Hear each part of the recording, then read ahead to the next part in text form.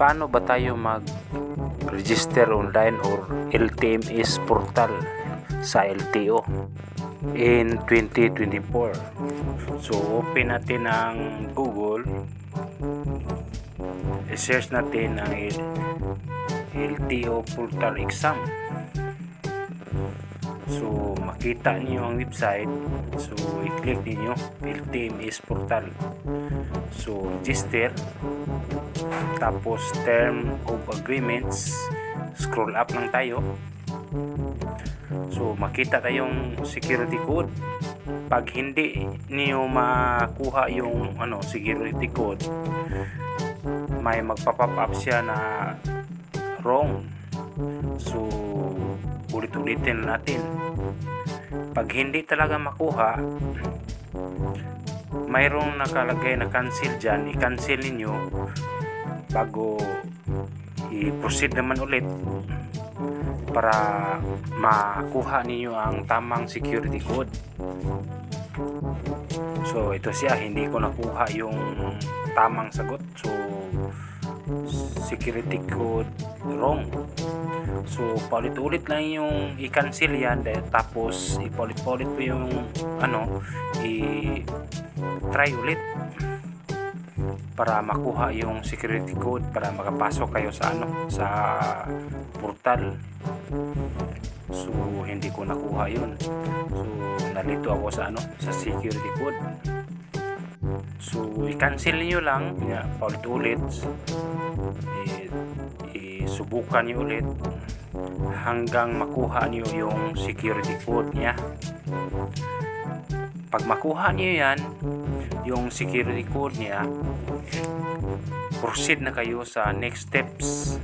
O ito na yung next steps, i-input yung mga impormasyon nyo para makaproceed na kayo.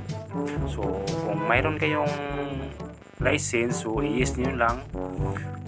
Sa wala inyo, so sa akin mayroon ako, so mag-input na ako ng driver's license sa number sa driver's license ko. I-input nyo lang yung old nyo nga driver's license para makita yung nyo, yung profile nyo sa driver's license. Tapos mag-email siya, so i-click nyo yung email para mag-set up kayo ng new password. So ito na, i-set up natin ang new password para makalagin tayo sa portal. So ang kailangan lang dito ang yung email, kasi kung gamitin nyo ang phone number na naka-register, hindi gumagana. So email lang gamitin natin, para email na verified. Kaya yung number hindi siya gumagana. Nasubukan ko, hindi gumagana yung number natin. So email ang gamitin natin. So kailangan nyo i-take note ang password at yung email nyo para hindi nyo makalimutan pag mag-login kayo. Kailangan lang dito yung verified email nyo at saka yung password.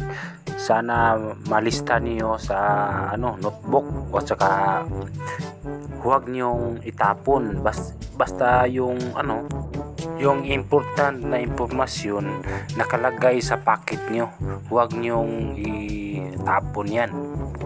Pagkatapos nyan, makita niyo ang profile ng license nyo. Mayroon ba kayong violation, mayroon ba kayong makikita niyo dito sa portal na yan. Lahat ng impormasyon makita, at saka ma-edit niyo ang impormasyon na yan. So hindi pa ako nag-exam dito kasi March pa ako ma-expire. So nagre-review muna ako. So atin mo nang alamin yung mga informasyon dito, at saka mga pwedeng alamin sa mga LTO, para sa sunod na mag-renew tayo, atin ang mahandaan ang lahat ng bawat ng galaw dito. So God bless.